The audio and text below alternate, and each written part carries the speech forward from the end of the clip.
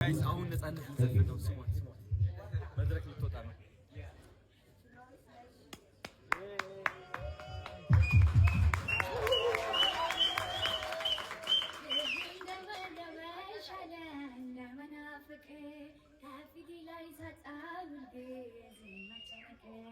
ሁሉ ነገር ትቼ ይቅርታ ልጠይቅ አስታራቂ ሚለኛ ነታረቅ እኛው ነታረቅ እኛው ነታረቅ አቱኑ ደማሻ አይዛቅ የሚክያው ዲን ሳታውቅ የአፍሪን ተከትለህ ፍቅሬ ሆይ ጥፋቴ አላስተባብልም በድንገት መሳሳት አያጨካክንም አውቃለሁና ብዙ እንደበደልኩህ ጥፋቴ ገብቶኝ ነው እንታረቅ ያልኩህ መቼም በአጋጣሚ መሳሳት ቢኖርም ያለፍነው መርሳት አያጨካክንም